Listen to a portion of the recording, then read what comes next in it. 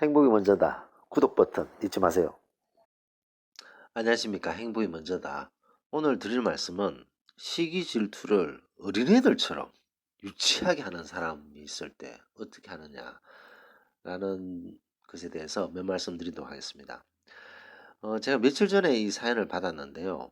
제가 다른 것 때문에 지금 녹음을 해서 올리게 되는데, 그분의 사연은 참 기가 막힙니다. 그 유치원에 딸을 보내고 있는데, 이 딸이 있는 그 유치원에 이제 무슨 연극 같은 걸 하거잖아요. 연극을 하는데 그 주인공으로 이 딸이 발탁이 된 거죠. 그게 얼마나 기분이 좋으시겠어요. 근데 이 시기 질투를 하는 다른 학부형이 있는데, 이 다른 학부형이 사진을 찍어도 이 주인공 얘만 빼고 다 찍는 거죠. 그래서 단체 카톡방에 사진을 올리는데, 이 주인공인 이 구독자분의 딸만 빼고 사진을 다 찍는 거죠. 그래서 올리고. 그게 이제 쉽게 말해서 어린애들처럼 시기 질투를 너무나도 유치하게 하는 이런 사람들이 있습니다. 이랬을 때 속상하죠. 사진을 찍는데 단체 카톡방에 사진을 올리는데 그 올리는 사진에 아니 딸만 살짝 빼고 본인의 딸만 빼고 사진을 찍어서 올리는 것은 이건 참 시기 질투도 어떻게 이렇게 할 수 있느냐라는 생각이 들 때가 있을 거라고 저는 생각됩니다. 기분도 나쁘실 것 같고. 근데 우리가 살다 보면요. 우리가 이런 경우가 상당히 많습니다. 우리가 무엇을 이룩했다, 무엇을 성취했다. 그랬을 때 그것에 대해서 시기 질투하는 사람들은 없을 수가 없습니다. 여러분들 그거 항상 명심하셔야 되는데, 여러분들이 어떤 횡재를 했다, 혹은 어떤 프로젝트가 아주 성공적으로 잘 마무리가 됐다, 그 다음에 어떤 노력을 했는데 그 결과가 아주 잘 나왔다. 그러면요, 가족 외에는 다 시기 질투한다고 생각하시면 됩니다. 그냥 99.9% 물론 몇십 년 됐는 정말 가족 같은 친구들은 같이 기뻐할 수도 있겠죠. 아주 드뭅니다. 너무나도 드뭅니다. 그 외에는 뭐 겉으로 축하해 뭐 이렇게 하더라도 다 시기 질투가 다 있습니다. 다 시기 질투하고 뒤로 돌아서서 그래 잘 나갈 때 있지만 또 안 될 때도 있을 거야. 뭐 이런 식으로 험담하고 뒷담화하고, 뭐 그게 이제 인간의 본성입니다. 인간의 본성. 그러니까 어떤 A라는 사람이 정말 노력을 해서 너무 좋은 결과가 나왔어요. 너무 좋은 결과, 기대 이상으로. 그랬을 때 그것을 진심으로 기뻐해주고 행복해주는 사람은 가족 외에는 없다는 사실을 먼저 받아들이셔야 됩니다. 다른 사람이 그 엄청난 성과를 거뒀던 사람을 진심으로 축하해주고 기뻐해준다는 거, 물론 겉으로는 할 수 있겠죠. 속으로는 못합니다. 시기 질투, 그게 인간의 본성이죠, 본성. 그렇기 때문에 그 인간의 본성을 극복할 수 있는 것은 피를 나눈 가족밖에 없다. 그래서 다른 사람들이 나에게 무슨 좋은 일이 있었을 때 반응들을 우리가 봐야 되는 거죠. 그렇게 부르뚱하게 있는 사람들 있잖아요. 시기 질투에서 부르뚱하게 있는 사람들은 이제 깜도 안 되는 하급 중에 하급이고, 그 다음에 일반적으로 축하해, 나도 열심히 해야 될 텐데, 이런 사람들은 보통 이제 노멀한 사람들인 거죠.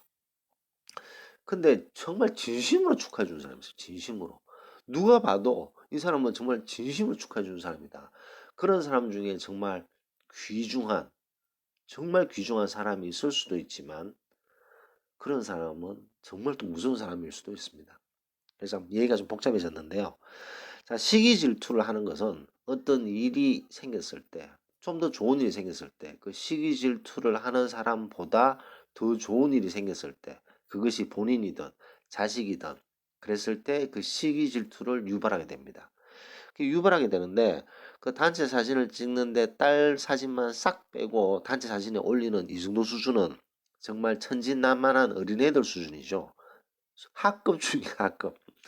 유치하게 짝이 없는 이런 식의 시기 질투하는 사람들은 생각할 필요도 없습니다. 정말 천진난만한 어린애들처럼 그런 식의 유치한 행동이잖아요. 이런 유치하게 행동하는 사람들은 지금 이 구독자분께서 화를 내고 따질 필요도 없으십니다. 왜냐? 평생 그렇게 살 거거든요. 그 사람은 평생 그렇게 살면서 그 사사로운 것에 다른 사람들한테 또 시기 질투하고 또 그런 식으로 행동하다가 언제 큰 코다시 되겠습니다. 구독자분이 본인이 만든 몸에서 만든 에너지를 이런 하급 중에 하급, 정말 하급 중에 하급의 인간이 하는 시기 질투에 신경 쓰면서 쏟을 에너지가 너무너무 아깝다는 거죠. 우리가 조심해야 될 사람들은 이런 천진난만한 이런 시기 질투하는 사람들이 아니라 조금 전에 말씀드렸듯이, 아니 누가 봐도 가족처럼 진심으로 축하해 주는 사람이 있어요. 근데 그 사람이 뒤통수를 칠 때 그때는 아주 무섭죠. 그런 사람들이. 그런 사람들을 우리가 조심해야 되는 거지. 이렇게 얼굴에 대놓고 나는 천진난만한 어린애들 같은 시기 질투 잘하는 사람 조심하세요 라고 얼굴에 쓰고 다니는 사람들은 아니 신경 쓸 필요가 없으십니다. 이런 수준을 어떻게 생각하시냐면요.